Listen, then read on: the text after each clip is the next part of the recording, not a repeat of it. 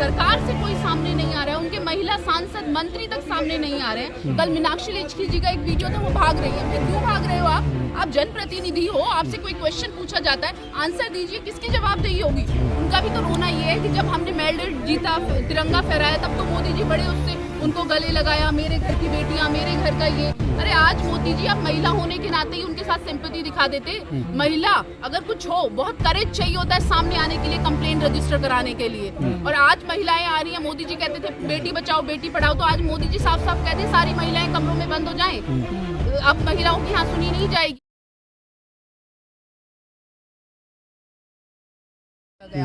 लेकिन तो मेडल जल्दी आपने ही वर्डिक्ट दे दिया कि कुछ नहीं मिला है। लेकिन मेडल गंगा में बहाने की बात जो हुई, उसे कैसे देखती हैं? उससे वो जब मैंने पर्सनली सुना तो मैं बहुत इमोशनल हो गई, और ये मेरे देश के लिए बहुत शर्मनाक है, क्योंकि हर जो एक मेडल आया वो बड़े उनके लिए विपरीत परिस्थितियां होंगी, वो बहुत अच्छे घरों से नहीं आते हैं, बहुत मेहनत से जज्बा लगता है जब वो देश को रिप्रेजेंट करते हैं, देश का तिरंगा लेके वो भागते हैं। और जो मोदी जी डिनर और अच्छी अच्छी बातें जब वो ले आते हैं, तब तो उनके साथ फोटो सेशन हो जाता है मोदी जी का। आज मोदी जी कहाँ है? मोदी जी की रिस्पॉन्सिबिलिटी नहीं थी उन महिला पहलवानों की बात सुनने के लिए? पर आज तक मोदी जी छोड़िए, उनकी सरकार से कोई सामने नहीं आ रहा है, उनके महिला सांसद मंत्री तक सामने नहीं आ रहे हैं। कल मीनाक्षी लेखी जी का एक वीडियो था, वो भाग रही है। भाई क्यों भाग रहे हो आप जनप्रतिनिधि हो, आपसे कोई क्वेश्चन पूछा जाता है, आंसर दीजिए, किसकी जवाबदेही होगी?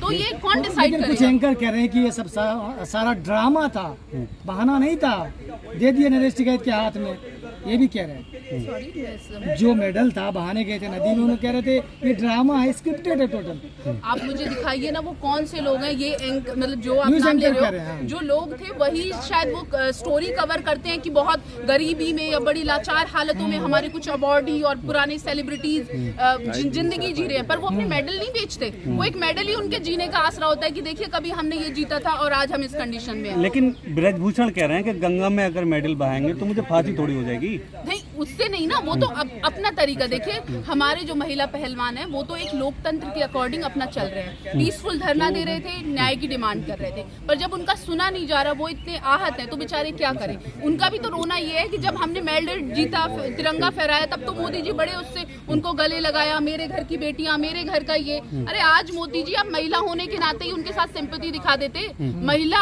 अगर कुछ हो, बहुत करेज चाहिए होता है सामने आने के लिए, कंप्लेंट रजिस्टर कराने के लिए। और आज महिलाएं आ रही हैं, मोदी जी कहते थे बेटी बचाओ बेटी पढ़ाओ, तो आज मोदी जी साफ साफ कहते सारी महिलाएं कमरों में बंद हो जाएं। अब महिलाओं की यहाँ सुनी नहीं जाएगी, ये तो पुरुष प्रधान समाज हो गया। बेटियां बताया था कि मेरी बेटियां जैसी हैं। हाँ, वही तो मैं कह रही हूँ, तो आज बेटियों की क्यों नहीं सुन लेते हैं? तो कहीं सुना ही नहीं जा रहा है। लेकिन उनको तो दावत दे रहे हैं, जो आरोपी हैं उनको न्यू संसद भवन में बुलाया जाता है, दावत दी जाती है, और फोटो खिंचवाते हैं सत्यमेव जयते जी। ये हमारे लिए बड़ी शर्मनाक और हम सबको अपनी आंखें खोलने वाली बात है कि एक अपराधी जो सो कॉल्ड अभी अपराधी है, वो इंटरव्यू दे रहा है, मीडिया बाइट्स दे रहा है, वो बड़े बड़े अश्योरेंस पर वो क्या कहते हैं अनाउंसमेंट कर रहा है, मैंने ये नहीं किया है, उनको इन्वाइट किया जाता है। अरे मोदी जी, जब इतना बड़ा एलिगेशन था, आप उनका रिजाइन ही मांग लेते, रेजिग्नेशन मांग लेते, क्यों नहीं? कुछ भी बार बार किया गया कि जब ये तो शायद छोटी छोटी जॉब्स में भी होता है कि अगर क्रिमिनल कुछ ऐसा वो हो जाता है तो कुछ टाइम पीरियड के लिए आपको क्या कहते हैं कर दिया जाता है। हमारी पुलिस में इतनी बार सस्पेंड कर दिया जाता है, तो वहाँ क्यों नहीं किया गया? ये दोगलापन क्यों? यूनिफॉर्म सिविल कोड, ये लोग इतना चिल्ला के लाते हैं। आप साफ बताइए, यूनिफॉर्म सिविल कोड तो हम जैसी जनता को बेवकूफ बनाने के लिए लाएंगे, और आप जो रूलिंग पार्टी, आपके मिनिस्टर है, ये ऐश करेंगे, इनके लिए तो कोई और ही कोड चल रहा होगा। मैडम 28 मई ऐसा दिन है, शायद ही कोई ऐसा हो जो भूल जाए, लेकिन जो नए संसद भवन का उद्घाटन चला था, अंदर जश्न मनाया जा रहा था। आप एक महिला है, इसलिए मैंने सवाल किया कि उस संसद भवन के बाहर महिलाओं के सर पर पुलिस वाले का जूते से सर कुचला जा रहा था। किस तरह देख रही हैं आप इन बातों को? क्योंकि मोदी जी कहते हैं कि उमेश फोगाट को अपनी बेटी और उसके बाद बेटियों के साथ ये अन्याय, ये अत्याचार, क्या कहना चाहेंगे? देखिए, मोदी जी बिल्कुल बहरे होकर जो है ना, कानों को बंद कर कर यहाँ पे लगे हुए हैं, क्योंकि वो बहुत अच्छे से जो उनका है, उनको कहा जाता है कि एक वो कंपनी है जो एंटरटेनमेंट करती है, प्रचार प्रसार करती है, तो मोदी जी वो काम बहुत बखूबी कर रहे हैं। और हम भारतीय जनता शायद उनको बड़ा एंटरटेनमेंट वे में उस एंटरटेनमेंट को आज तक झेल रहे हैं। वो जो बहुत शर्मनाक था, पहले तो वो संसद का निर्माण, वो प्रायोरिटी उस टाइम पे थी जब देश की आबादी ऐसे रोज रोज हम न्यूज सुन रहे थे, मर रहे थे, ऑक्सीजन नहीं था, खाना नहीं था, कोविड के टाइम पे प्रायोरिटी थी उनकी संसद बनाना। और फिर जब संसद का इनॉग्रेशन होता है तो बाहर बेटियां डिमांड कर रही है न्याय की।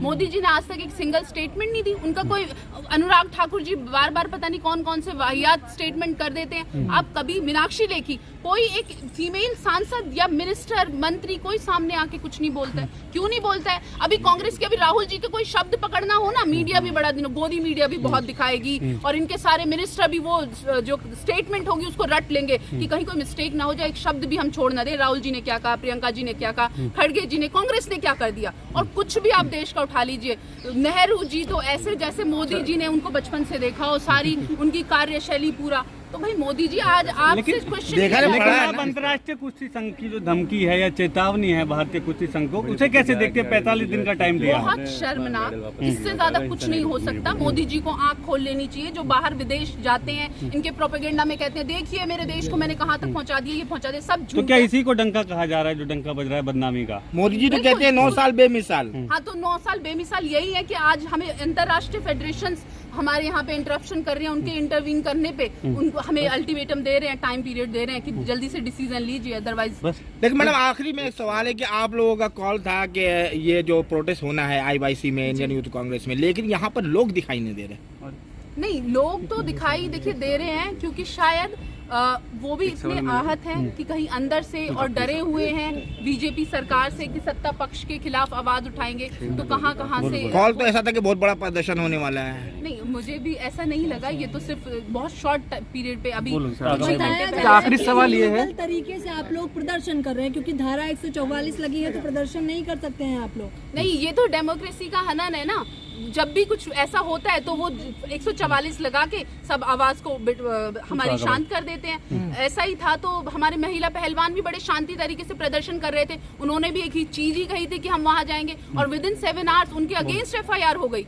अपराधियों के अगेंस्ट नहीं हुई, वो सुप्रीम कोर्ट के ऑर्डर से हुई, पर उनके अगेंस्ट FIR हो जाती है, उनको मारा जाता है, उनके साथ सारा जो भी जैसे भी बुरा बर्ताव करना था वो सब होता है। अच्छा, जिस तरह से ब्रजभूषण के जो है मतलब बयान आ रहे हैं, तो क्या उनका भरोसा है कि दिल्ली पुलिस से उन्हें क्लीन चिट मिल जाएगी?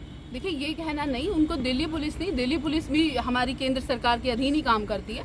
तो ये तो सब केंद्र सरकार की कॉन्स्पिरेसी है कि वो कैसे अपने मंत्री को बचाने के लिए क्या कर रही है। अगर न्याय नहीं मिला इन महिला पहलवानों को तो कहाँ तक जाएंगे आप लोग, ये बताइए। देखिए, ये तो हर जगह से, हर घर से लेकर संसद तक, हर न्यायालय तक ये आवाज उठेगी क्योंकि अभी केंद्र सरकार नहीं पर न्यायालय पे हमें विश्वास है। आज नहीं तो कल अगर हम सही हैं, फेयर इन्वेस्टिगेशन होगी तो बिल्कुल हमें न्याय मिलकर रहेगा।